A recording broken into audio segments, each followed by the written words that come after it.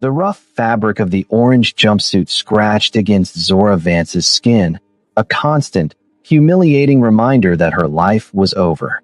Just 2 days ago, she was the untouchable strategist at Kong Industries, the only woman Kong Dae-hyun ever let close.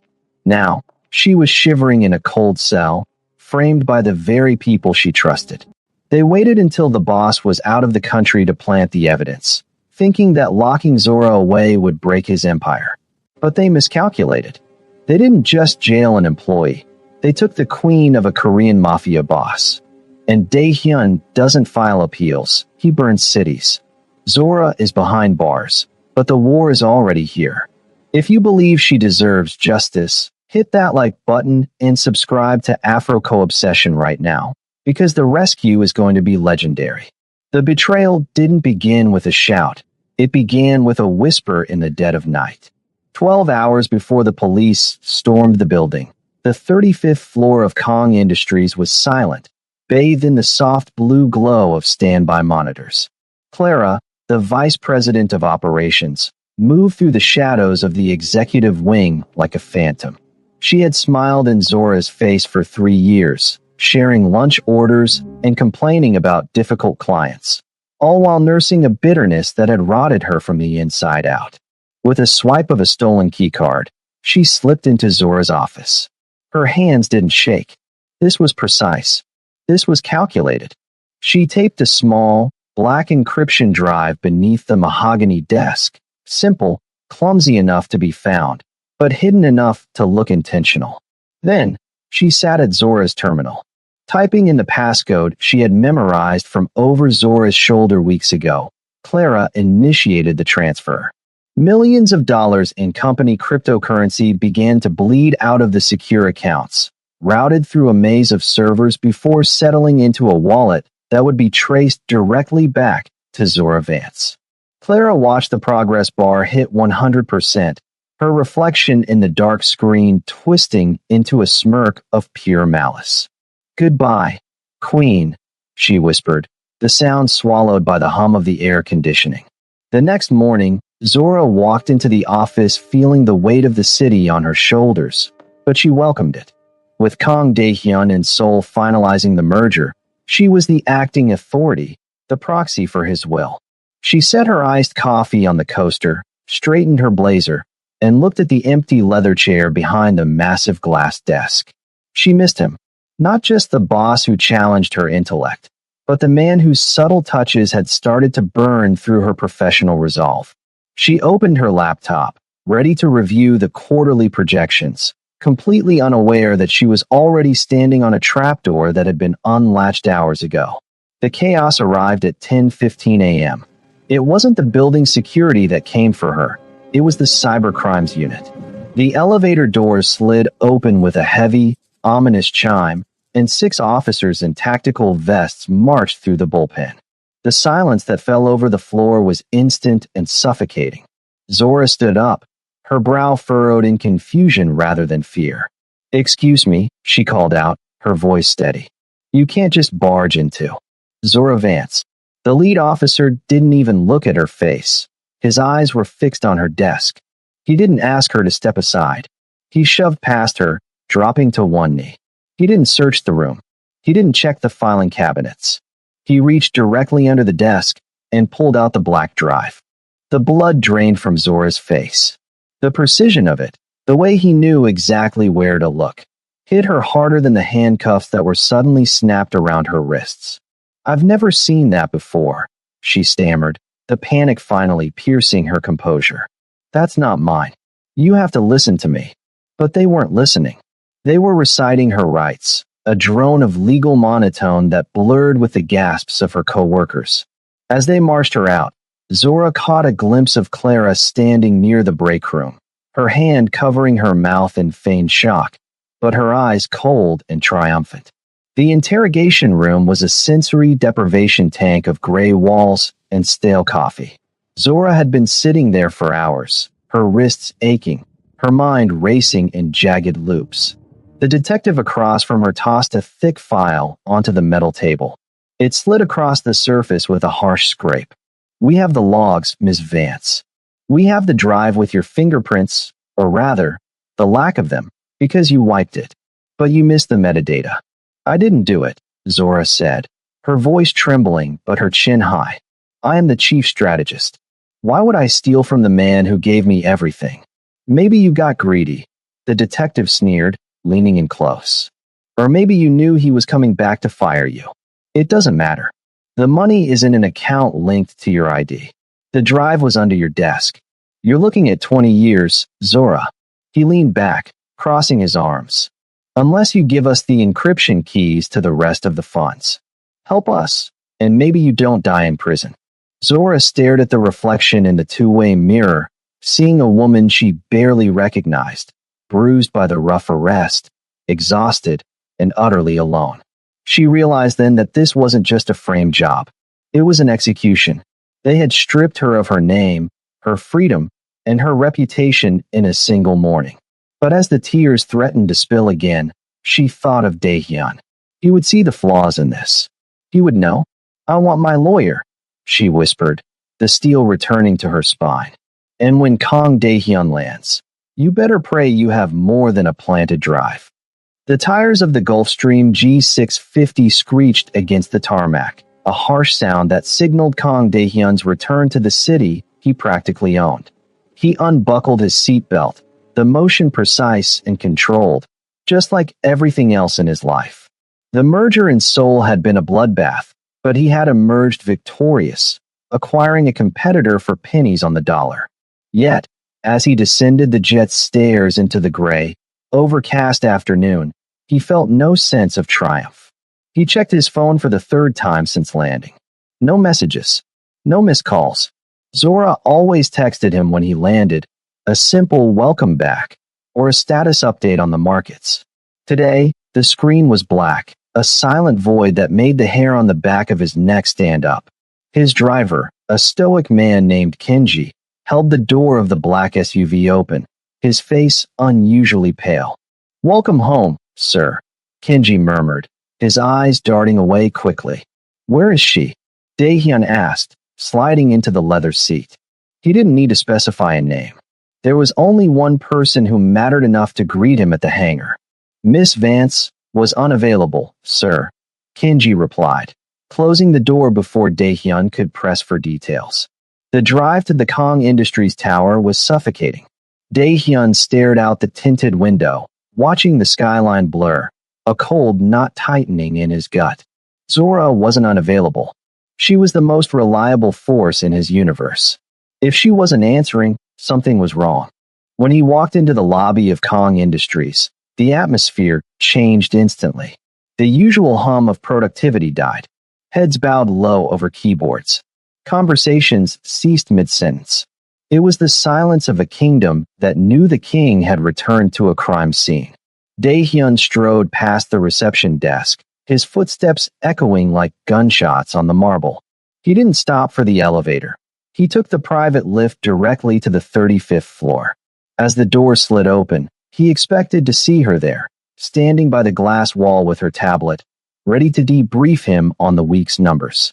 He expected the faint scent of her vanilla orchid perfume to calm the storm brewing inside him.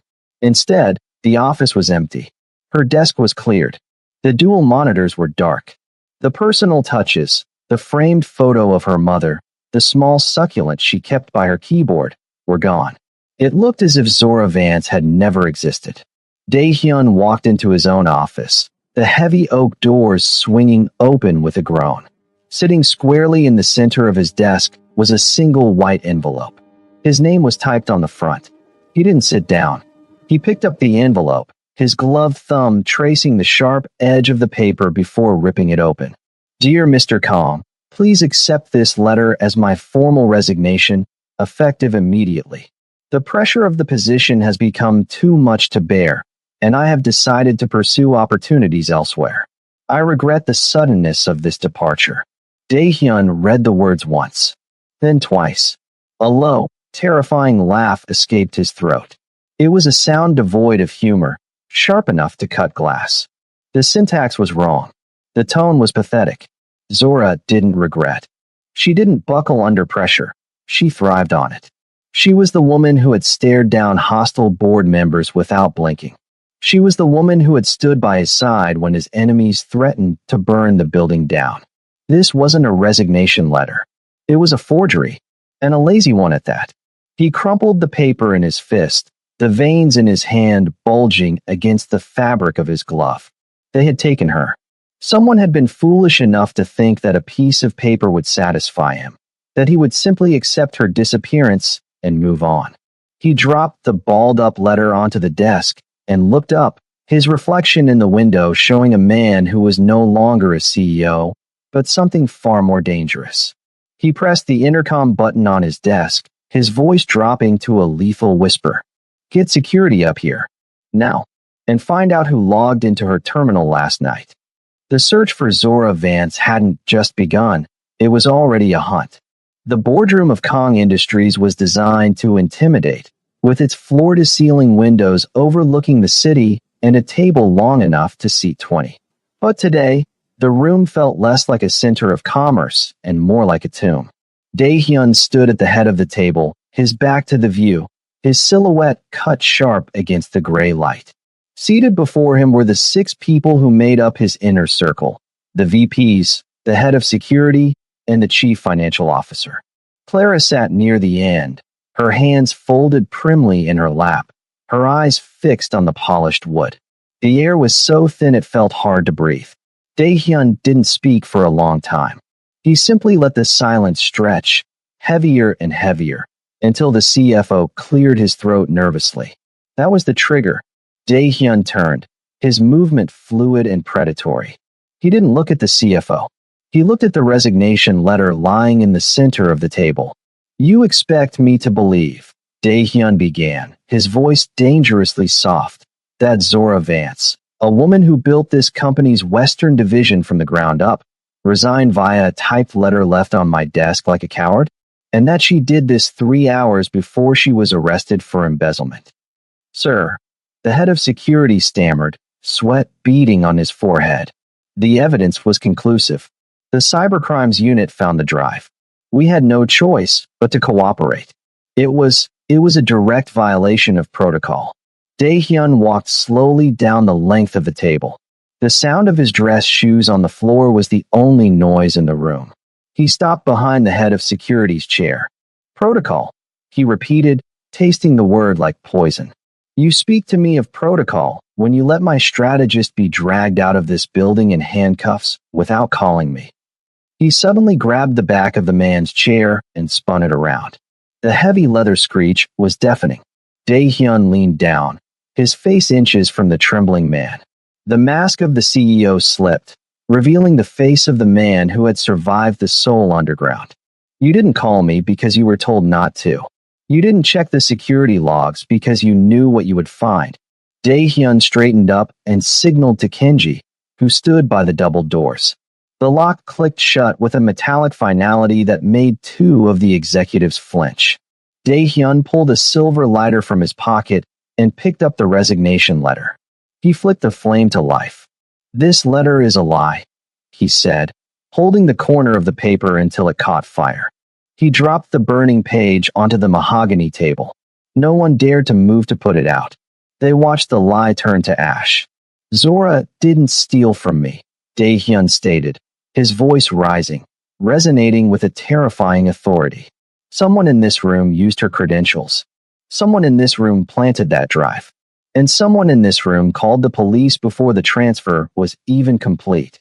His dark eyes swept the table, lingering for a fraction of a second on Clara, who had gone pale. "You think you removed an obstacle. You think because I wear a suit now, I have forgotten how to handle traitors." He slammed his hand onto the table, the sound cracking like a whip. "This is not a corporate investigation anymore. This is personal. You have 1 hour. If I don't have the name of the person who authorized the police entry and the location of where they are holding her, I will strip this company to the studs.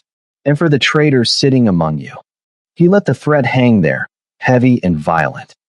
"Pray the police keep her, because if I find you first, prison will be a mercy." The visitation room at the county detention center was designed to strip away hope.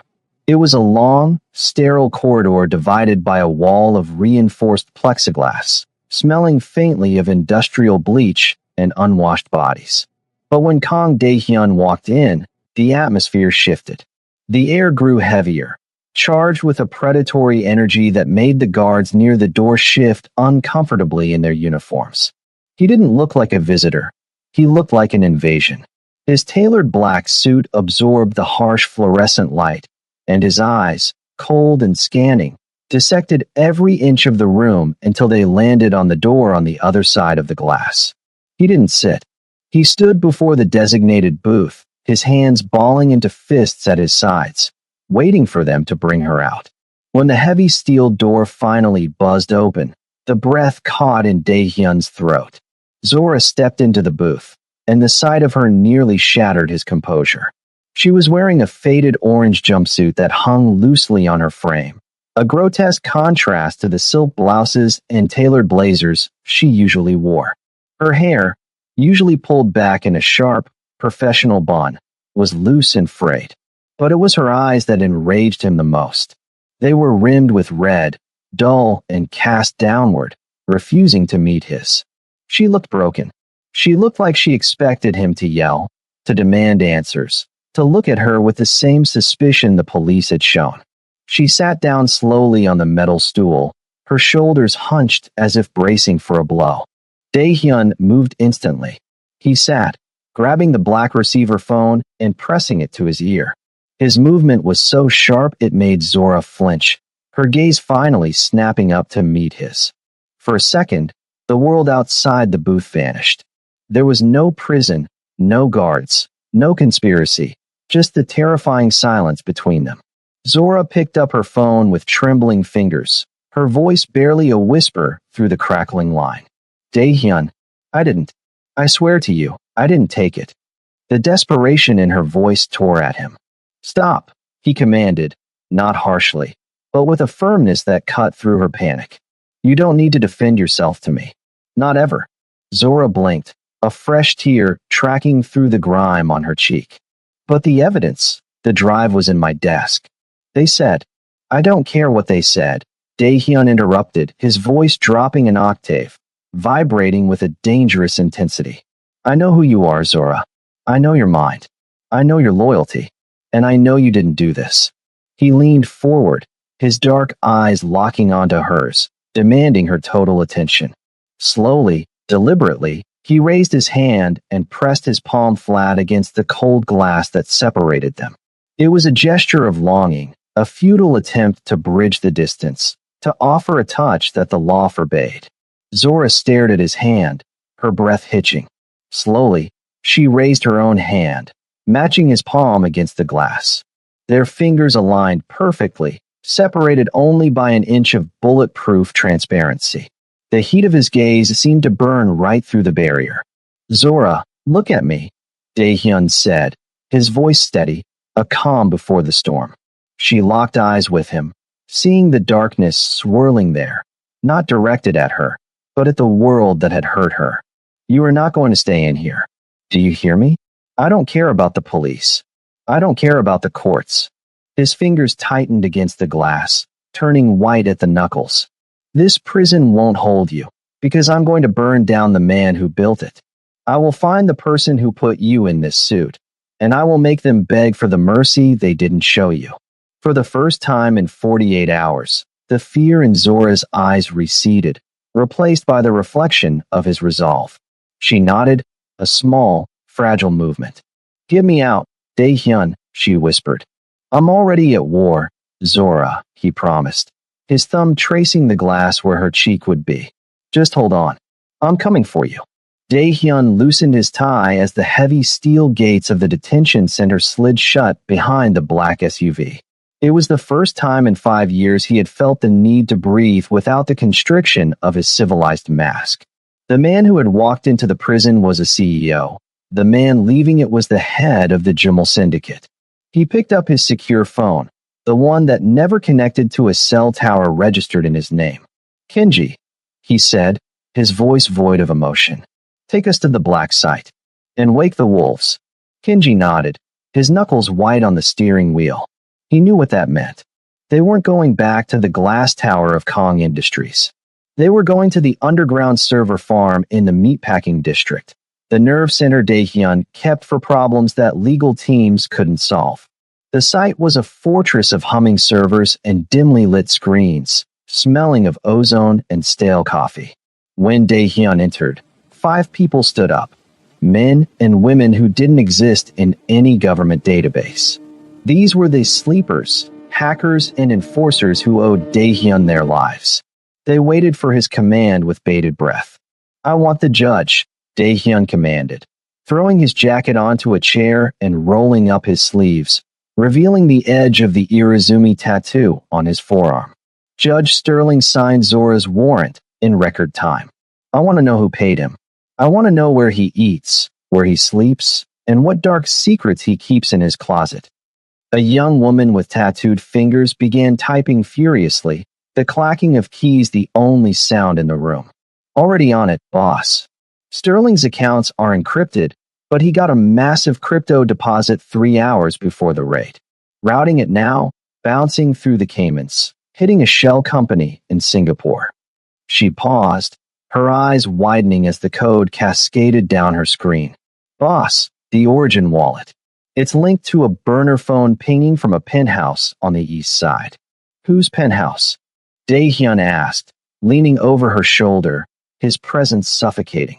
"It's registered to a shell corp," she said, "but the geolocation matches the residence of Clara Yun." Daehyun straightened, a cold, terrifying smile touching his lips. It was exactly as he suspected. Clara hadn't just acted out of jealousy. She had bought the law. She thought she was playing a corporate game, unaware she had just invited a predator into her home. And the judge? "Sterling is at the Sapphire Club tonight," another operative called out, pulling up a live security feed. "Celebratory dinner, looks like." "Celebratory," Daehyun repeated, the word tasting like ash. "He is celebrating burying my queen while he drinks scotch purchased with blood money." He walked to the gun rack on the far wall, selecting a matte black pistol. He checked the chamber with a metallic clack that echoed through the room.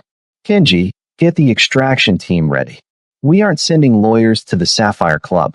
We are sending a message." He turned back to the hackers, his eyes burning with lethal intent. "Burn Sterling's accounts. Delete his assets. By the time I walk through the doors of that club, I want him to be a pauper. And keep eyes on Clara. If she tries to leave the city, shut down the airport." The room erupted into controlled chaos. Phones were tapped, traffic lights were manipulated, and the digital noose began to tighten around the conspirators. Daehyun holstered the weapon, his heart beating with a steady, lethal rhythm. The law had failed Zora. Now it was his turn. The war has officially begun. Comment, war, if you want to see Daehyun unleash his full power for Zora. We're halfway through. Don't go anywhere. The best is yet to come. The rain lashed against the floor-to-ceiling windows of the Onyx Tower, masking the sound of the glass cutter slicing a perfect circle through the reinforced pane on the 42nd floor. While Clara was busy toasting to her victory across town, Daehyun's wolves were at her door. Kenji swung into the darkened apartment, his movements silent and fluid, followed closely by 2 specialists clad in tactical black. They weren't looking for jewelry or cash. They were hunting for the insurance policy every trader keeps, the original, unaltered files. "Clear," Kenji whispered into his comms, his voice vibrating in Daehyun's earpiece. Daehyun sat in the mobile command unit parked 3 blocks away, staring at the blueprints of Clara's penthouse on a glowing monitor. His face was a mask of cold concentration. "You have 3 minutes before the silent alarm resets," he warned, his eyes tracking the red blip of the security patrol moving in the lobby below. "Find the safe." Inside the apartment, the team moved with surgical precision. They bypassed the obvious wall safe in the master bedroom. That was a decoy. Instead, Kenji moved to the temperature-controlled wine cellar. He ran a thermal scanner over the back wall, the blue light washing over the expensive vintages until it hit a patch of heat behind a rack of Merlot. "Found it," Kenji muttered. He pressed a suction device to the false panel, popping it open to reveal a biometric keypad. Bypassing now, the hacker back in the van announced, her fingers flying across her keyboard. I'm looping the biometric feed, injecting a spoofed print, and you're in. The heavy steel door clicked and swung open. Inside lay a single, silver external hard drive and a burner phone. Kenji grabbed them, plugging a wireless transmitter into the drive's port. Uploading the file structure now, boss. Verifying contents. The tension in the command unit was suffocating. Dae-hyun leaned forward, watching the progress bar crawl across the screen. 50%. 75%. If this drive was empty, or if it was encrypted with a key they couldn't crack, Zora stayed in prison. But then, the file names popped up. Project__frame, Sterling_payment_ledger, and most damning of all, a folder labeled original_CCTV. Open the video, Dae-hyun commanded. The footage flickered to life. It was grainy, black and white security footage from inside Zora's office. It showed the timestamp, 2 a.m. It showed Clara entering, taping the drive under the desk, and logging into Zora's terminal. It was irrefutable. It was the smoking gun. We have it, Kenji said, pulling the drive and the phone. We have everything. Get out, Dae-hyun said, a wave of dark, vindictive satisfaction washing over him. Leave no trace. I want her to think she's safe until the moment I crush her. As the team rappelled back into the stormy night, vanishing like ghosts, Dae-hyun unplugged his headset. He looked at the freeze frame of Clara's face on the monitor, then closed his eyes for a brief moment, picturing Zora behind the glass. The heist was over. The evidence was secured. The hunt was no longer about finding the truth. It was about delivering the punishment. He tapped the driver on the shoulder.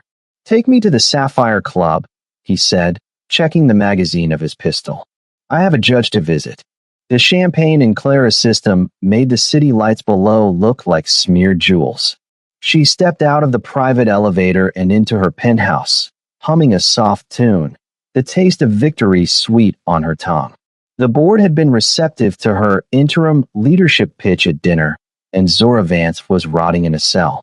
It was, by all accounts, the perfect crime. She tossed her keys onto the marble console table and reached for the light switch, expecting the warm glow of her living room to greet her. But the lights didn't flicker. The room remained swallowed in shadows, save for the ambient glow of the skyline filtering through the floor-to-ceiling windows. I wouldn't bother, a voice said from the darkness. It was low, smooth, and terrified her to her core. Clara froze, her hand hovering over the switch. Sitting in the high-backed armchair facing the window was a silhouette she knew better than her own. Kang Dae-hyun didn't turn around immediately. He took a sip from a glass of her finest whiskey, the ice clinking softly in the terrified silence. Dae-hyun, Clara stammered, her heart hammering against her ribs. She tried to summon the corporate persona that had served her so well. You can't just break into my home. This is trespassing. I'll call security. Security isn't coming, Clara, and neither is Judge Sterling. Dae-hyun finally stood up, turning slowly to face her. The moonlight caught the sharp angles of his face, revealing eyes that held no trace of the professional colleague she had known for years. These were the eyes of a predator who had cornered a wounded animal. He tossed a small, silver object onto the coffee table. It landed with a heavy thud. It was the encryption drive. Next to it, he placed her burner phone. Clara's breath hitched. She took a step back, her back hitting the cold wall. That's illegal evidence. You can't use that in court. It's inadmissible. Dae-hyun laughed, a dry, humorless sound that sent a shiver down her spine. He walked toward her, closing the distance with predatory grace. You still think we are playing by corporate rules, he murmured, stopping inches from her face. The smell of expensive cologne and gun oil radiated off him. You think this is about human resources or board meetings? You made a mistake, Clara. You didn't just frame an employee. You stole my heart. You took Zora. He slammed his hand against the wall beside her head, trapping her. Clara flinched, a whimper escaping her throat. Please, she whispered, her facade crumbling completely. I can fix it. I can tell them it was a mistake. It's too late for mistakes, Daehyun hissed, his voice dropping to a lethal whisper. My team has already emptied your offshore accounts. The footage of you planting the drive is currently playing on the loop in the police commissioner's inbox. Judge Sterling is already in custody, singing like a bird to save his own skin. He leaned in closer, his dark eyes boring into hers. I didn't come here to fire you, Clara.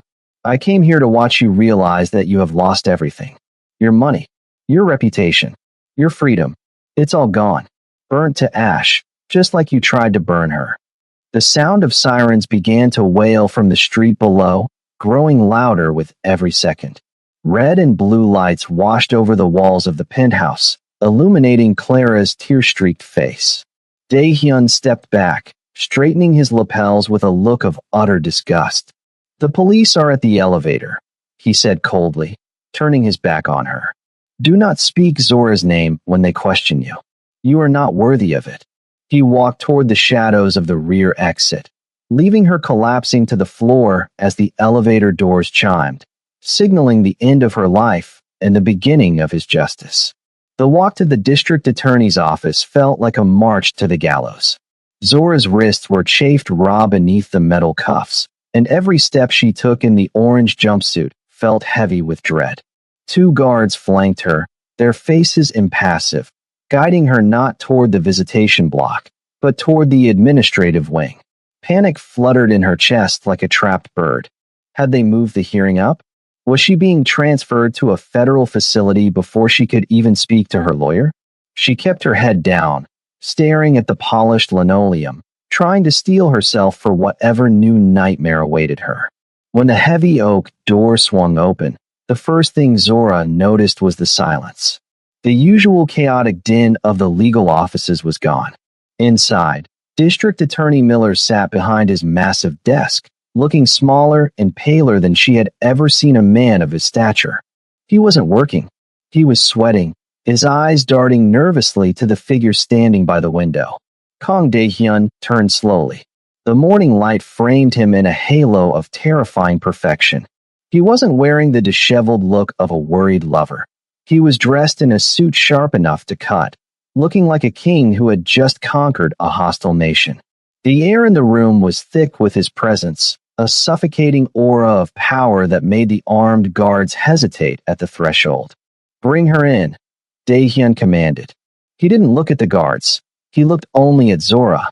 His voice was calm, but it carried a weight that made the DA flinch. And take those cuffs off.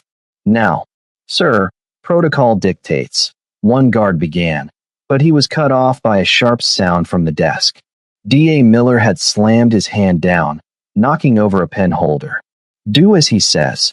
Miller barked, his voice cracking. Remove the restraints. Immediately, Zora stood frozen as the guard fumbled with the key. The metal clicked, and the cuffs fell away with a heavy clatter. She rubbed her wrists, looking from the terrified DA to Daehyun, trying to process this shift in reality. Daehyun, she whispered, her voice hoarse from days of silence. What is happening? Daehyun crossed the room in 3 long strides, ignoring everyone else. He stopped in front of her, his hand reaching out to cup her face, his thumb gently brushing away a smudge of dirt on her cheek. I told you I would burn it down, he murmured, his eyes searching hers for injuries. Then, he turned his gaze back to the district attorney, his expression hardening into stone. Tell her. Miller cleared his throat, shuffling a stack of papers with trembling hands. Ms. Vance, new evidence has come to light. Specifically, unadulterated security footage and a confession regarding the planting of the encryption drive. He swallowed hard, unable to meet her eyes. The state is dropping all charges against you, effective immediately. The dismissal is with prejudice. You cannot be retried for this. Misunderstanding. Misunderstanding, Daehyun repeated, the word dripping with venom. He stepped toward the desk, and Miller actually recoiled into his chair. You signed a warrant based on a forgery. You kept an innocent woman in a cage because it was politically convenient. Do not call it a misunderstanding. Call it what it is, a resignation. Zora watched in shock as Miller nodded rapidly, too terrified to argue. The realization hit her like a physical blow. She was free. Not on bail, not pending trial. Free. The nightmare that had swallowed her life 48 hours ago had been dismantled, piece by piece, by the man standing beside her. Dae-hyun turned back to her, the darkness in his eyes softening into something fierce and possessive. He took her hand, interlacing their fingers. "Let's go," he said, guiding her toward the door. "This place doesn't deserve your shadow." As they walked out, leaving the trembling DA and the stunned guards in their wake, Zora realized she wasn't just walking out of a prison. She was walking into a life where nothing and no one would ever dare to touch her again. The heavy steel gates of the detention center buzzed and slowly retracted, opening onto a world that Zora had feared she might never see again. The morning sun was blinding, but she didn't shield her eyes. She let the warmth wash over her face, breathing in the air that tasted of exhaust fumes and freedom. Beside her, Kang Dae-hyun was a solid wall of presence, his hand firmly placed on the small of her back, guiding her forward with a possessiveness that dared anyone to challenge him. A chaotic sea of reporters and flashing cameras waited beyond the perimeter. The story of the framed executive and the ruthless CEO had leaked, sparking a media firestorm. As they stepped onto the pavement, the shouting began, a cacophony of questions about the embezzlement, the rival, and the scandal. Zora instinctively flinched, shrinking slightly against Dae-hyun's side. Dae-hyun stopped. He didn't rush her to the waiting line of black SUVs. Instead, he turned to face the mob. The movement was so abrupt, so radiating with authority, that the shouting died down into a hush of nervous anticipation. He looked directly into the lenses of the news cameras, his gaze sharp enough to cut through the broadcast signals. "Write this down," Dae-hyun said, his voice carrying over the silence without the need to shout. "Zora Vance is innocent. The people who conspired against her have been removed. The structures that allowed this to happen have been dismantled." He paused, his hand tightening protectively on Zora's shoulder, pulling her closer into his frame. "Let there be no confusion in this city. Zora Vance stands under my protection. From this day forward, anyone who moves against her answers directly to me. And I do not offer second chances." He didn't wait for questions. He turned, guiding Zora toward the lead vehicle. Kenji held the door open, his head bowed in deep respect, not just for his boss, but for the woman who had survived the fire. Zora slid into the plush leather interior, the heavy door slamming shut and instantly sealing out the noise of the world. The sudden silence was overwhelming. Zora let out a breath she felt she had been holding for days, her trembling hands resting on her lap. Dae-hyun didn't speak. He reached into the console and pulled out a bottle of water, twisting the cap off before handing it to her. Then, he took off his suit jacket and draped it over her shoulders, covering the last of the orange jumpsuit. "It's over, Zora," he murmured, sliding across the seat to pull her into his arms. Zora buried her face in his chest, inhaling the scent of him, clean, sharp, and safe. The tears that came now weren't from fear, but from relief. She felt his lips press against the top of her head, a silent vow that the war he had started was finished, and he had won the only prize that mattered.